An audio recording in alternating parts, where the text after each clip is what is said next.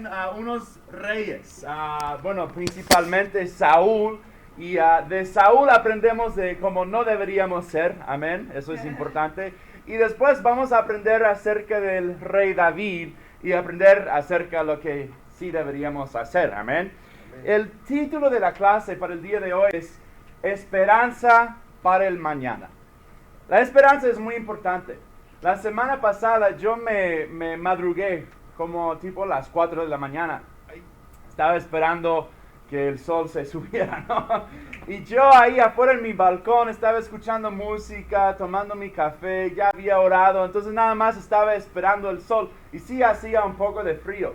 Y yo recuerdo una vez tenía 17 años y con mis padres en este momento no nos llevábamos muy bien porque yo no dejé de hacer las cosas que no debería estar haciendo. Entonces un día llegué a la casa y estaba todo cerrado. Cada puerta estaba cerrada, cada ventana, y yo tenía ventanas secretas a donde me metía cuando era ya noche para escapar de mis padres o lo que sea, ¿no? Entonces cerraron todas las puertas y ya no podía entrar.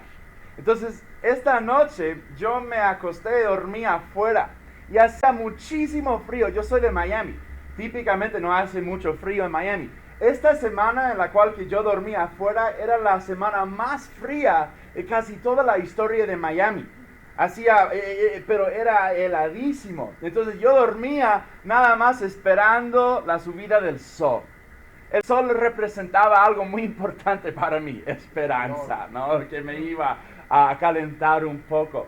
Y así es, me fijé en esto, que la esperanza es algo muy importante. Pero tú y yo no podemos entender esperanza si no sufrimos. El sufrimiento es muy importante en la vida. Porque si no sabes qué es el sufrimiento, entonces no sabes la riqueza de la esperanza. Amén. Entonces Israel ha sufrido mucho.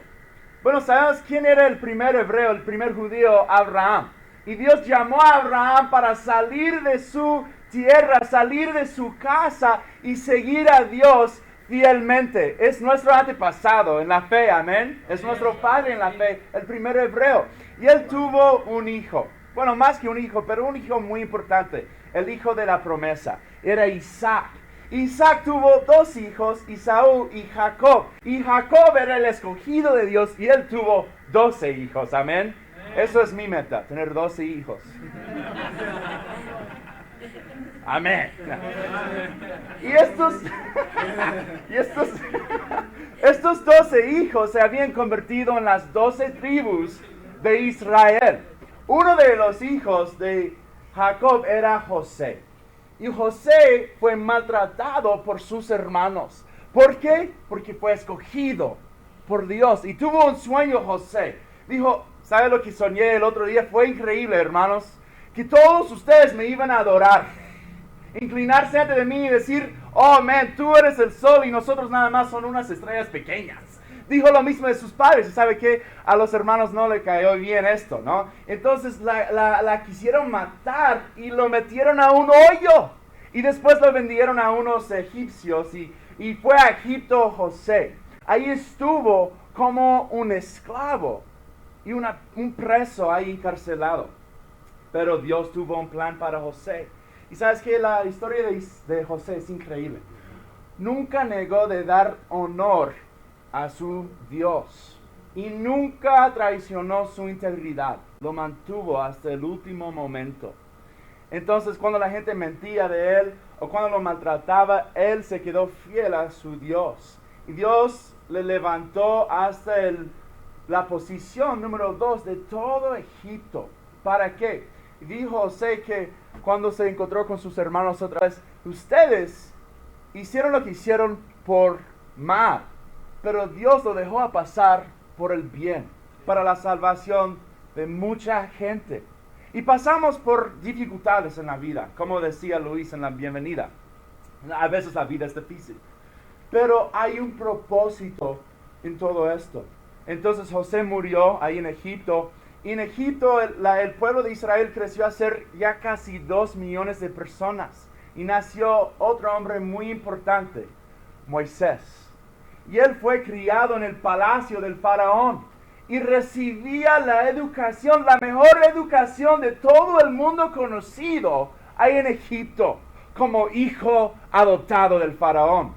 Pero él sabía que fue también llamado por Dios y dirigió su gente, el pueblo de Israel, a salir de Egipto, cruzar el Mar Rojo y andar en el desierto por 40 años.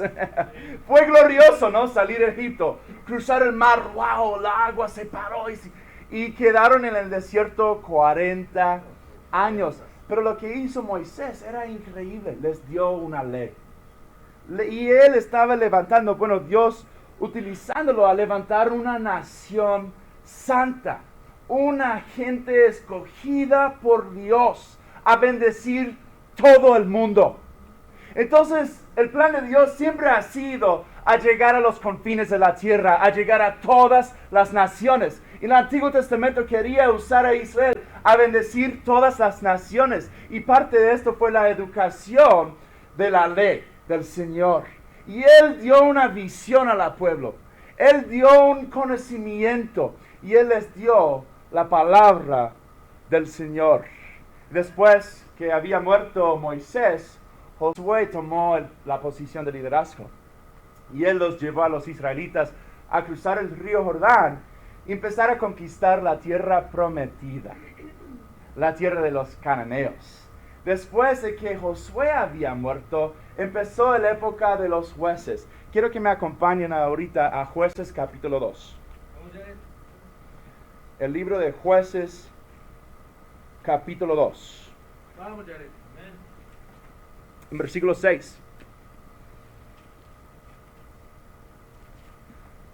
Aquí dice: cuando Josué despidió al pueblo, los israelitas se fueron a tomar posesión de la tierra, cada uno a su propio territorio. El pueblo sirvió al Señor mientras vivieron Josué y los ancianos que le sobrevivieron, los cuales habían visto todas las grandes obras que el Señor había hecho por Israel. Josué, hijo de Nun, siervo del Señor, murió a la edad de 110 años. Es un buen meta, amén. 110 años, eso sería bueno. Y los sepultaron en Timnat Jerez, tierra de su heredad, en la región montañosa de Efraín, al norte del monte Gaz. También murió toda aquella generación y surgió otro que no conocía al Señor, ni sabía lo que él había hecho por Israel. Esos israelitas hicieron lo que ofende al Señor y adoraron a los ídolos de Baal. Abandonaron al Señor, Dios de sus padres, que los había sacado de Egipto, y siguieron a otros dioses, dioses de los pueblos que los rodeaban, y los adoraron, provocando así a la ira del Señor. Abandonaron al Señor y adoraron a Baal y las imágenes de Astarte.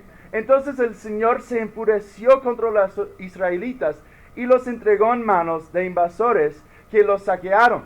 Los vendió a sus enemigos que tenían a su alrededor, a los que ya no pudieron hacerles frente. Cada vez que los israelitas salían a combatir, la mano del Señor estaba en contra de ellos para su mal, tal como el Señor se lo había dicho y jurado. Así llegaron a verse muy angustiados. Entonces el Señor hizo surgir caudillos que los libraron del poder de esos invasores, pero tampoco escucharon a esos caudillos, sino que se prostituyeron al entregarse a otros dioses y adorarlos. Muy pronto se apartaron del camino que habían seguido sus antepasados, el camino de la obediencia a los mandamientos del Señor. Cada vez que el Señor levantaba entre ellos un caudillo, estaba con él. Mientras ese caudillo vivía, los libraba del poder de sus enemigos, porque el Señor se compadecía de ellos, al oírlos gemir por causa de a quienes los oprimían y afligían. Pero cuando el caudillo moría, ellos volvían a corromperse aún más que sus antepasados, pues se iban tras otros dioses a los que servían y adoraban. De este modo se negaban a abandonar sus malvadas costumbres y su obstinada conducta. El versículo 15 dice que así llegaron a verse muy angustiados. La nación de Israel estaba en una época muy oscura y la gente se había visto muy angustiada. ¿Por qué? Por su pecado. Dice que la mano del Señor fue en su contra. Y no sé si tú has sentido la mano del Señor en tu contra esta semana. Cuando te quieres levantar o quieres hacer algo Y ahí viene la mano del Señor a humillarte. Es humillante, ¿no es cierto? Decir que, amén, puede ser cualquier cosa, ¿no? Quieres hacer algo grande y no pasa. A veces es la mano del Señor para enseñarnos o por consecuencia de nuestro pecado. Dios quiere que seamos nosotros quebrantados. No quiere que seamos orgullosos. Entonces, tiene que llevarnos Dios a un punto de humildad. Es decir, que ya no puedo aguantar. Ya necesito a Dios. Me arrodillo antes de Él para que Él me acompañe en mi vida. Y todos hemos estado en estos lugares, ¿no?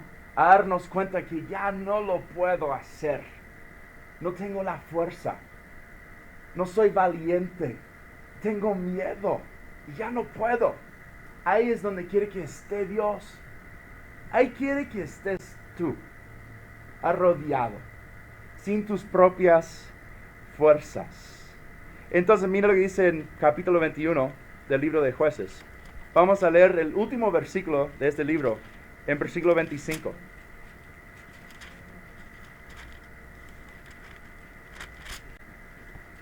Dice, en aquella época no había rey en Israel. Cada uno hacía lo que le parecía mejor. Entonces dice que la gente no tenía un líder. En el fondo no querían un líder. Y estos jueces o caudillos eran hombres muy fuertes como Samson. Sabemos quién es Samson, ¿no? El hombre más fuerte, ¿no? Dice que era un héroe que sí los libraba a los israelitas, pero no era un hombre muy inteligente. No tenía la capacidad de poder dar una visión mayor a la gente de Israel para que ya no seguían desobedeciendo a la palabra de Dios. Nada más esperaba al héroe. Y así nos podemos ir, ¿no? Es un péndulo. Dice que no queremos que Dios sea nuestro Dios, pero sí queremos esperar un héroe.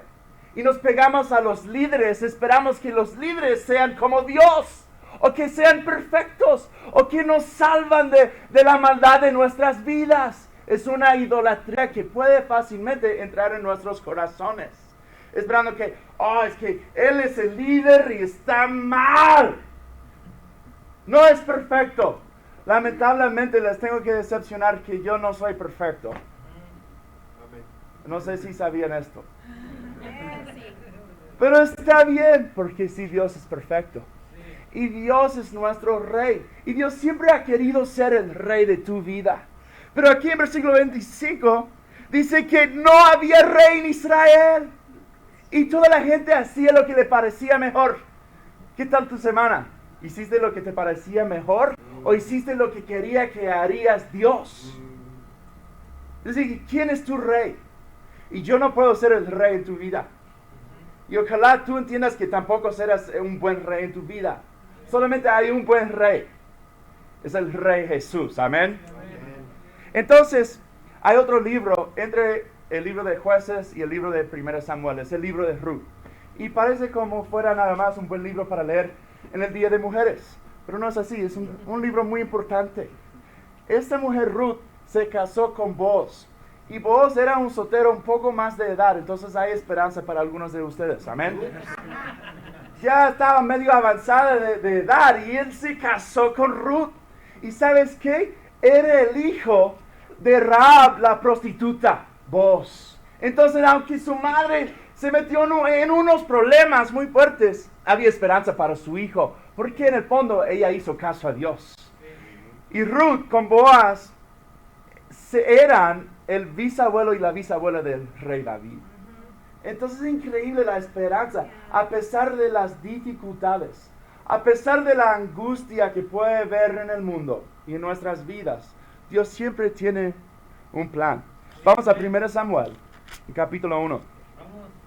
Entonces, sabemos de Samuel que era el último juez.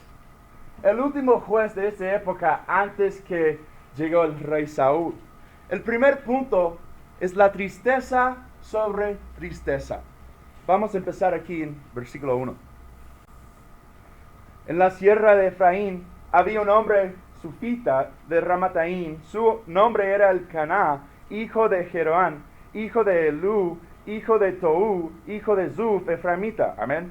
Elcaná tenía 2 esposas. Ya sabemos que va a haber muchos problemas ahí, ¿no? El Señor quiere que tengamos una esposa, amén. Dice, una de ellas se llamaba Ana y la otra Penina. Esta tenía hijos, pero Ana no tenía ninguno. Cada año Elcaná salía de su pueblo para adorar al Señor Todopoderoso y ofrecerle sacrificios en Silo, donde Ofni y Finés, los 2 hijos de Elí, oficiaban como sacerdotes del Señor. Cuando llegaba el día de ofrecer su sacrificio, Elcaná solía darles a Penina, a todos sus hijos e hijas, la porción que les correspondía, pero a Ana le daba una porción especial, pues la amaba a pesar de que el Señor la había hecho estéril. Penina, su rival, solía atormentarla para que se enojara, ya que el Señor la había hecho estéril. Cada año, cuando iban a la casa del Señor, sucedía lo mismo. Penina la atormentaba hasta que Ana se ponía a llorar, ni comer quería. Entonces Elcaná, su esposo, le decía, Ana, ¿por qué lloras? ¿Por qué no comes? ¿Por qué estás resentida? ¿Acaso no soy para ti mejor que 10 hijos? Aquí vemos, dice 2 veces, que el Señor la había hecho estéril.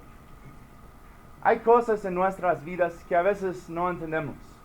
Hay dificultades, hay pruebas, hay sufrimientos que no podemos comprender. Y aquí Ana estaba angustiado por no poder tener hijos. Dice que el Señor la había hecho estéril. Fue parte del plan del Señor. Encima tuvo un esposo que no le entendía. Yo no sé si ustedes pueden relacionarse con esto. Dice que, oye, ¿qué te pasa, mujer?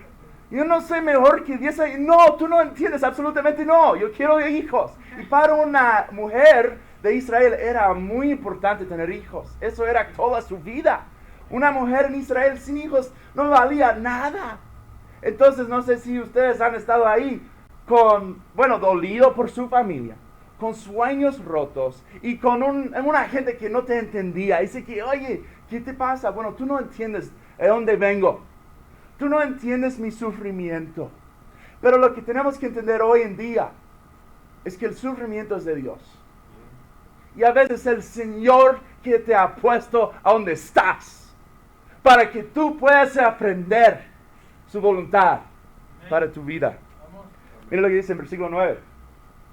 Una vez estando en Silo, Ana se levantó después de la comida, y a la vista del sacerdote Elí, que estaba sentado en su silla junto a la puerta del santuario del Señor, con gran angustia comenzó a orar al Señor y a llorar desconsoladamente. Dice que con gran angustia empezó a orar. Entonces hizo este voto: Señor Todopoderoso, si te dignas mirar la desdicha de esta sierva tuya, y si en vez de olvidarme te acuerdas de mí y me concedes un hijo varón, yo te lo entregaré para toda su vida, y nunca se le cortará el cabello. Como Ana estuvo orando largo rato ante el Señor, Elí se fijó en su boca, sus labios se movían, pero debido a que Ana oraba en voz baja, no se podía oír su voz. Elí pensó que estaba borracha, así que le dijo: ¿hasta cuándo te va a durar la borrachera? Deja ya el vino. No, mi señor, no he bebido ni vino ni cerveza. Soy solo una mujer angustiada que ha venido a desahogarse delante del Señor. No me tome usted por una mala mujer. He pasado este tiempo orando debido a mi angustia y aflicción. Vete en paz, respondió él. Que el Dios de Israel te conceda lo que le has pedido. Gracias. Ojalá favorezca usted siempre a esta sierva suya. Con esto Ana se despidió y se fue a comer. Desde ese momento su semblante cambió. Al día siguiente madrugaron y después de adorar al Señor volvieron a su casa en Ramá. Luego Elcaná se unió a su esposa Ana. El Señor se acordó de ella. Ana concibió y pasado un año dio a luz a un hijo y le puso por nombre Samuel, pues dijo: al Señor se lo pedí. Dios tiene un plan para tu vida. Y puedes preguntar: ¿por qué me ha pasado lo que me ha pasado? ¿Por qué sufro como sufro? ¿Por qué estoy a donde estoy? Porque Dios tiene un plan. Y para Ana, su plan era dar a luz a un hombre, un hijo varón, Samuel, el gran profeta, el último juez de Israel. en mucho sentido, la última esperanza de la nación Israel. En versículo 9 dice que ella se estaba desahogándose antes de Dios. Estaba orando y no dejó de orar. Ahí quiere que estemos Dios, desahogándonos. Tú sabes, con la vida, con los gastos, con los pagos, con los niños y todo, ahí estamos. Ya no podemos respirar. Y cada vez que respiramos se quita el aire más. La única opción es que nos arrodillamos antes de Dios. Pienso en Jorge, a nuestro hermano que se bautizó hace como 3 semanas. Y hace poco empezó a sentir un poco enfermo y le entró una angustia y se fue a su casa Quintana Roo, ahí está. Ahí cerca de Cancún, ¿no? Ahí la playa. Y fue a su casa para ir al médico. Y tú sabes que cuando, no sé si ustedes han entrado a unas de las máquinas donde tienes que estar quieto y para que checan todo, para que checan que todo esté bien. Dice que entró a la máquina y no dejó de orar. Dice que lloraba y lloraba y lloraba y lloraba y dice que no tenga nada grave, por favor Dios, por favor Dios, ayúdame. Oye, quédate, ok, por favor. Dios, ayúdame. Así es. Y sabes que todo esto sirvió para acercarse a Dios. Ahora está más animado que nunca. Ayer me preguntó, oye, ¿cómo puedo crecer yo en la iglesia? ¿Sabes lo que me dijo? Dijo, yo quiero hacer lo que tú haces, pero soltero. Yo no sé qué quiere decir esto. Y después quiere casarse y todo, pero dice que, bueno, de verdad, tienes más libertad si estás soltero y puedes viajar a donde quiera, ¿no? Dice que Dios lo ha llevado y ha trabajado en su corazón y ha trabajado a través de su sufrimiento para que se acercara a Dios. Acompáñame por favor a 2 Corintios capítulo 1. Le compartí esta escritura, es una de mis escrituras más favoritas de la Biblia. Aquí en 2 Corintios, versículo 4. Bueno, versículo 3, perdón. 2 Corintios 1, versículo 3. Aquí dice, alabado sea el Dios y Padre de nuestro Señor Jesucristo, Padre misericordioso y Dios de toda consolación, quien nos consuela en todas nuestras tribulaciones, para que con el mismo consuelo que de Dios hemos recibido, también nosotros podamos consolar a todos los que sufren. Pues sí, como participamos abundantemente en los sufrimientos de Cristo, así también por medio de Él tenemos abundante consuelo. Si sufrimos es para que ustedes tengan consuelo y salvación. Y si somos consolados es para que ustedes tengan el consuelo que los ayude a soportar con paciencia los mismos sufrimientos que nosotros padecemos. Firme es la esperanza que tenemos en cuanto a ustedes, porque sabemos que así como participan de nuestros sufrimientos, así también participan de nuestro consuelo. Hermanos, no queremos que desconozcan las aflicciones que sufrimos en la provincia de Asia. Estábamos tan agobiados bajo tanta presión que hasta perdimos la esperanza de salir con vida. Nos sentíamos como sentenciados a muerte, pero eso sucedió para que no confiáramos en nosotros mismos, sino en Dios, que resucita a los muertos. Así que toda la presión, toda la angustia, toda la aflicción en tu vida es por una razón, solamente una razón, para que no te confiaras en ti mismo, sino para que te acerques a Dios y confiaras en Él. Y somos muy orgullosos. Estamos de México. Yo sé que los mexicanos tienen un orgullo muy fuerte. Amén, es animante. Viva México. Pero si tu orgullo te impide acercarte a Dios, es algo muy peligroso. Dice que Dios quiere que estemos humildes. ¿Para qué? Para que podamos acercarnos a depender en Él. Entonces Dios quiere tener una relación contigo, pero quiere que tú quisieras lo mismo. Y a veces la única manera que esto pasara es que te humillara hasta el suelo. Así que, okay, Dios, yo te quiero y te necesito. Yo recuerdo cuando Rachel y yo éramos novios y ella dejó de querer estar mi novia. ¿Sabes lo que hizo? Se fue. Chao, adiós, me dijo así, ¿no? Y yo lloraba y me dio una servilleta para mis lágrimas. Eso era todo lo que hizo. No No miento, pregúntele, eso es lo que hizo. Fue en un café Starbucks, ahí yo llorando, me saliendo mocos y todo, yo como mal. Así que, una servilleta, y se fue. Dijo, bueno, se fue y obviamente si no quiere ser mi novia, no seremos novios. Pero después de un tiempo, y fue de Dios, yo empecé a crecer espiritualmente. Yo me fui de Nueva York, fui a Washington, D.C., y ella se dio cuenta que todavía estaba enamorada de mí. Por fin empezó a orar, a ver la voluntad de Dios claramente en su vida. Y me llamó y dijo, oye, parece como todavía te quiero. Dije, bueno, déjame orar. Entonces oré una semana y pedí mucho consejo. Y en el fondo yo dije, ¿sabes qué? Siento que me he seguido adelante. Entonces le llamé. Hey Rachel, ¿cómo estás? Bien. Y estaba en la boda de su mejor amiga, imagínate. Dije, ¿sabes qué, Rachel? No siento igual. He seguido adelante. Nada más quiero enfocarme en Dios y bautizarte. ¿Quieres orar? Entonces oramos en el teléfono. Oh, hombre. Era muy fuerte para ella, ¿no? Dice que, oramos. Y, hey, Dios, gracias por Rachel. Todo su ánimo. Ahí estaba ella al otro lado como, ¿qué le pasa? ¿Qué le pasó? No puedo creer. Y después de un tiempo, gracias a mi mejor amigo Job, me dijo, oye, ¿sabes qué? Tú estás enamorado de Rachel todavía. Y dijo, oye, ¿qué te pasa? Y dice, sí, es verdad. Entonces me di cuenta que sí, en realidad yo había endurecido mi corazón por el dolor que sentía cuando me rechazó una vez, ¿no? Entonces, en un sentido sí había seguido adelante, pero en realidad no había tratado con mi corazón. Mi corazón era duro. Cuando este hombre me dijo, oye, ¿todavía le quieres? Dije, es verdad. Empecé a llorar. Pero otra vez la tuve que ganar.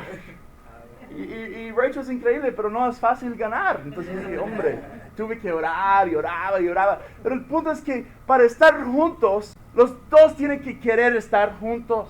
Sí, y así es con Dios. Sí. Entonces, muchas veces no queremos sufrir. Sí. No queremos perder nada en esta vida. Queremos que todo sea fácil y que todo sea victoria. Pero sin la batalla no hay victoria. Entonces, todo lo que te ha pasado, piénsalo bien. Es por una razón. Yeah. Y Dios es soberano. Sí. Lo que hizo Ana era increíble. No se consumió ella con autocompasión. Tú sabes, la autocompasión es una fiesta de tristeza y solo uno está invitado, es tú. Y no invitó nadie a esta fiesta de tristeza, nada más se puso a orar. Así, Dios, estoy angustiado. Ya no puedo. Oraba y ni siquiera decía nada, estaba nada más de su angustia del corazón, expresándose y acercándose a Dios. Dice que el Señor se acordó de ella y le concedió lo que quería, porque lo hizo bien ella. Se puso a orar. Cristianos y no cristianos sufren igual. La pregunta es, ¿cómo quieres sufrir tú? ¿Con Dios o sin Dios?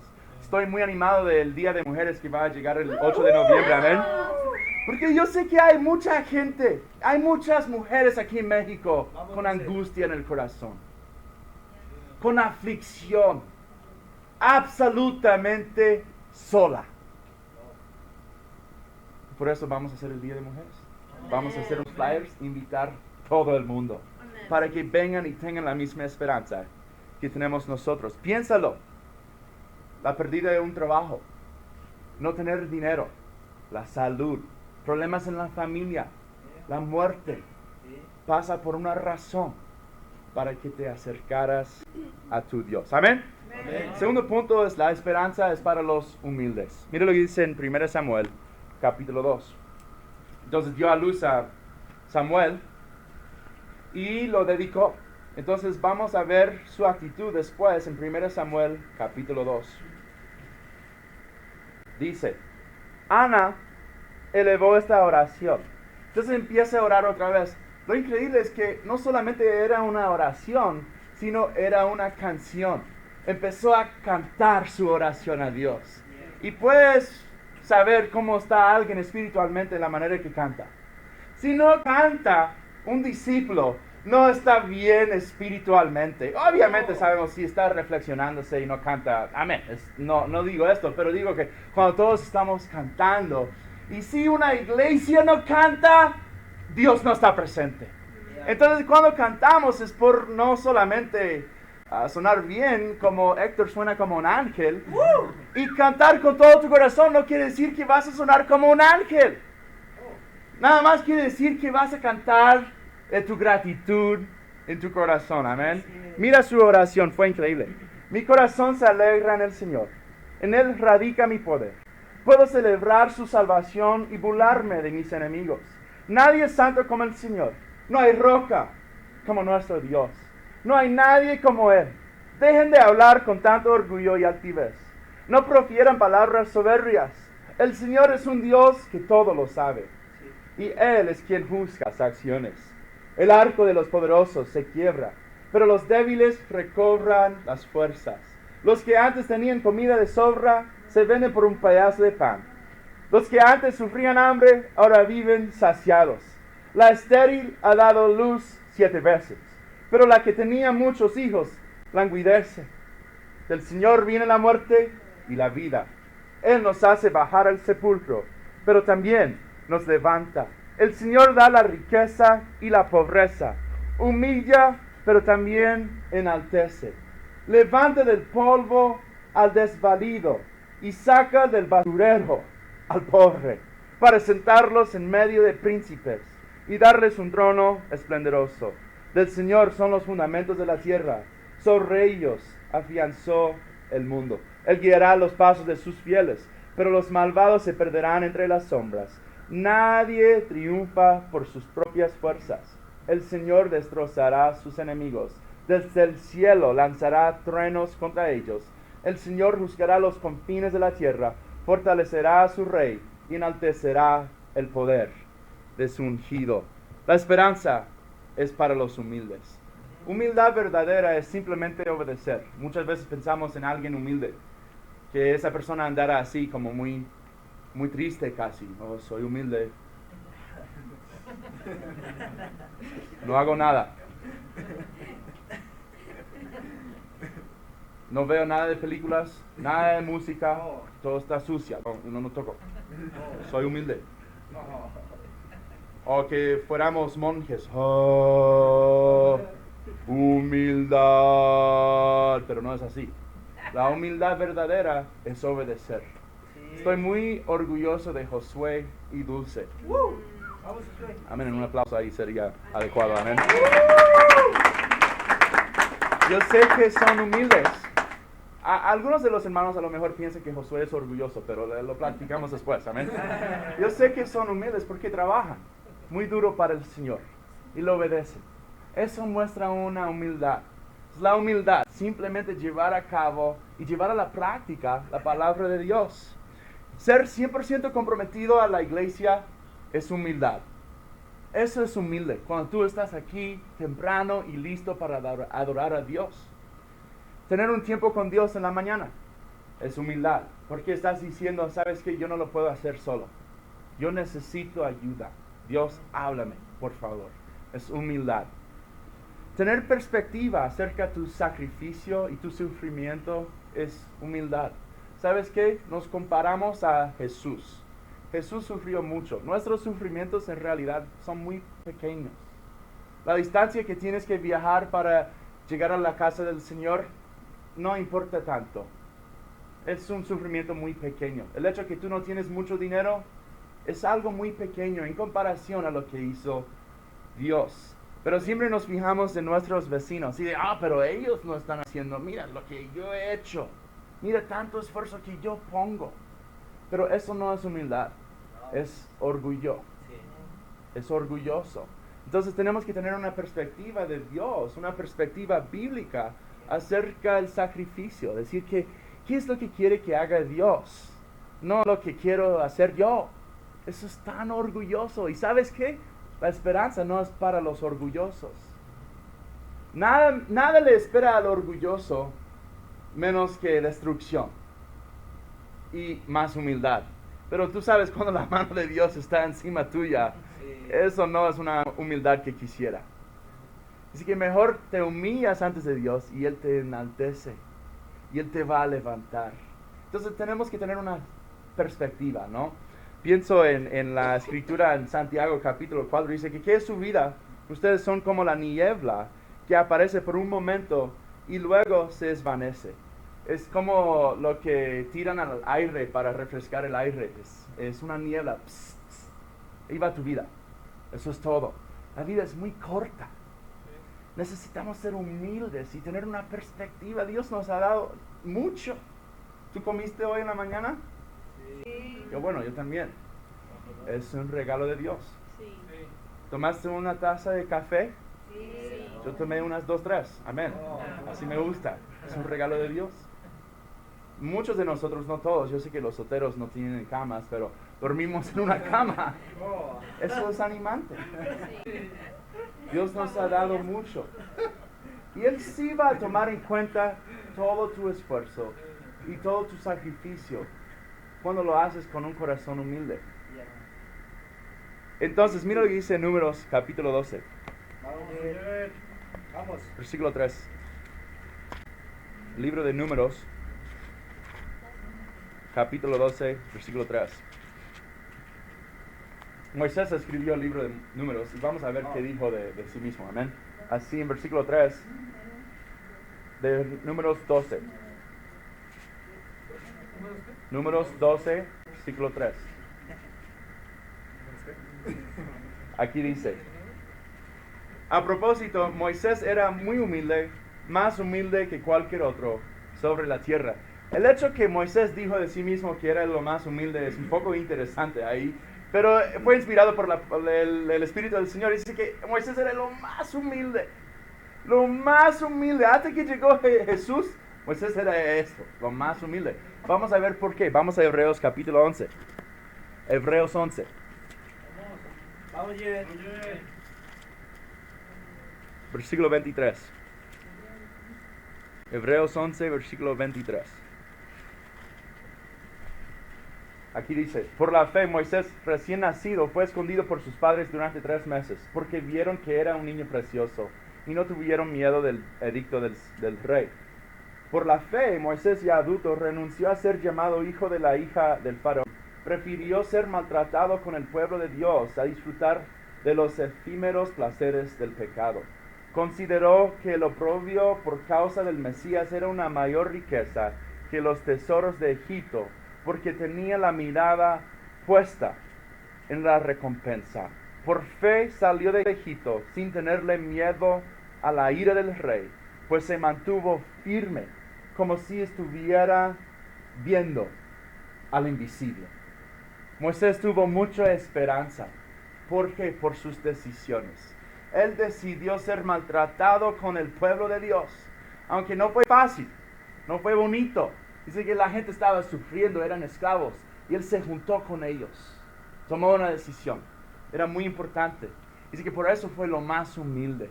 Y él tuvo una perspectiva, dice que los efímeros placeres del pecado no valen la pena.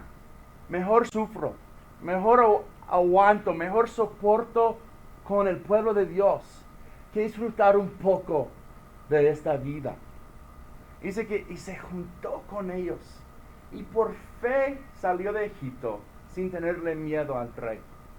Dice que como estaba viendo al invisible. Y eso es la esperanza. Y eso es la humildad de poder tomar una decisión viendo al invisible.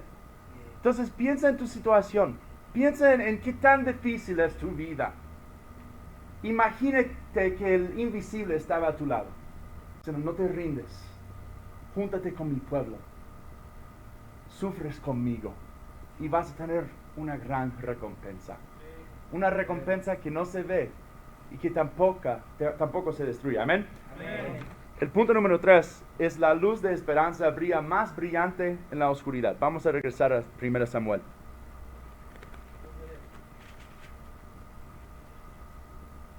Primera Samuel, capítulo 3. Aquí dice: Samuel, que todavía era joven, servía al Señor bajo el cuidado de Elí. En esos tiempos no era común oír palabras del Señor, ni eran frecuentes las visiones. Elí ya se estaba quedando ciego. Un día, mientras él descansaba en su habitación, Samuel dormía en el santuario donde se encontraba el arca de Dios. La lámpara del Dios todavía estaba encendida. Aquí vemos que los ojos de Elí se estaban quedando ciegos. Ya no podía ver bien él. Y es una analogía de Israel. Israel espiritualmente ya no podía ver y se estaba quedando ciego. Pero todavía había esperanza porque la lámpara de Dios no se había apagado. Dice que todavía estaba encendida, aunque sea apenas. Sí ardía, ¿no? Mira lo que pasó después. 4. El Señor llamó a Samuel y este respondió, aquí estoy. Y enseguida fue corriendo a donde estaba Elí y le dijo, aquí estoy. ¿Para qué me llamó usted? Yo no te he llamado, respondió Elí. Vuelve a acostarte. Y Samuel volvió a su cama, pero una vez más el Señor lo llamó, Samuel. Él se levantó, fue a donde estaba Elí y le dijo, aquí estoy. ¿Para qué me llamó usted? Hijo mío, respondió Elí, yo no te he llamado, vuelve a acostarte. Samuel todavía no conocía al Señor, ni su palabra se le había revelado. Por tercera vez llamó al Señor a Samuel. Él se levantó y fue a donde estaba Elí. Aquí estoy, le dijo, ¿para qué me llamó usted? Entonces Elí se dio cuenta de que el Señor estaba llamando al muchacho. Ve y acuéstate, le dijo Elí. Si alguien vuelve a llamarte, dile, habla Señor, que tu siervo escucha. Así que Samuel se fue y se acostó en su cama. Entonces el Señor se le acercó y lo llamó de nuevo. Samuel, Samuel, habla, que tu siervo escucha, respondió Samuel. Aquí el Señor llama a Samuel y pienso en Guillermo. Vamos, Guillermo. El Señor le ha estado llamando y ya por unas 3-4 semanas ha estado estudiando la Biblia. Diciendo, oye, me llamaste a Josué o a mí. Dice que no es nosotros. El Señor te está llamando. Diga, así es. Y fue increíble ver su corazón cambiar. No hay nada más milagroso a ver el corazón de alguien cambiar antes de las Escrituras. Hace 2 semanas después del devocional, él se me acercó a mí y dijo, voy a estar el próximo domingo, voy a estar. Es que, oh man, este cuate está cambiando, ¿no? Yo recuerdo el primer domingo cuando vino y no era tan humilde. Dice que hasta un poco frío. Dice que, oh man, Guillermo, ¿cómo estás? Pero dice que es un chavo absolutamente cambiado. Sí. Porque el Señor le está llamando. Y cuando el Señor te llama, hay que responder. Amén. Y le estaba levantando Dios a Samuel. Necesitaba levantar un profeta para que habrá esperanza en Israel. Como ya se estaba apagando la esperanza, la lámpara del Señor. Lo que hizo Samuel, vamos a estudiarlo en unas semanas más, formó una escuela de profetas y pudo él enseñar a muchos jóvenes cómo vivir y cómo organizar una nación, porque hasta este momento estaba absolutamente desorganizado la nación de Israel. Entonces les dio una visión, les dio una esperanza, y el conocimiento es absolutamente importante para nosotros al levantar nuestra nación, Israel espiritual. Es el conocimiento de las Sagradas Escrituras. Necesitamos saber qué dice la Biblia para que podamos actuar de acuerdo con lo que quiere Dios. Y por eso necesitamos profetas. Necesitamos unos jóvenes y unas jóvenes a estudiar las Escrituras, capacitarse para poder predicar, y vamos levantando esa nación por todo el mundo. Amén. Amén. En capítulo 4 vemos que el arca del Señor fue capturado por los filisteos. Ese era el momento más oscuro de la historia de Israel hasta este momento, porque quiere decir que la presencia de Dios ya no estaba con ellos por su pecado. Pero la esperanza de Dios no fue apagada, porque sí estaba encendida en el corazón de un joven profeta, Samuel. Pienso aquí en la iglesia, en México. Hemos pasado por unas pruebas. Amén. Amén. Han pasado unos momentos oscuros, Yeah. a donde quizás podemos preguntar ¿por qué? ¿Por qué pasó lo que pasó aquí? ¿Por qué he pasado lo que he pasado? ¿Por qué estoy con estas personas? ¿Por qué estoy no lo entiendo. Pero todavía la esperanza de Dios, todavía la lámpara de Dios está encendida. Y tenemos prueba de eso. Pienso en Felipe, que se bautizó la semana pasada. La esperanza de Dios todavía está encendida. Y se va a subir la llama. Va a seguir quemando hasta dar luz a todo México. Sí. Y a todo Centro y Suramérica. Sí. Porque sí hay una esperanza. Sí. Pero necesitamos acordarnos que es la tristeza, sobre tristeza, que nos acerca a Dios. Sí. Y que nos da el entendimiento de la esperanza verdadera. Y también que la esperanza es para los humildes. Si tú eres orgulloso, no puedes esperar la esperanza. Y que la luz de esperanza brilla más brillante en los momentos más oscuros. Entonces quiero que tomen un tiempo después del servicio hoy a rededicarse a tu Dios, a su iglesia, a la misión y también al discipulado. Necesitamos un contacto diario. Sí. Necesitamos ser la iglesia de Dios en esta generación. Amén. Y tener el tiempo con Dios, ¿no? Sí. Como Samuel dijo, aquí estoy, tu siervo. Habla, háblame.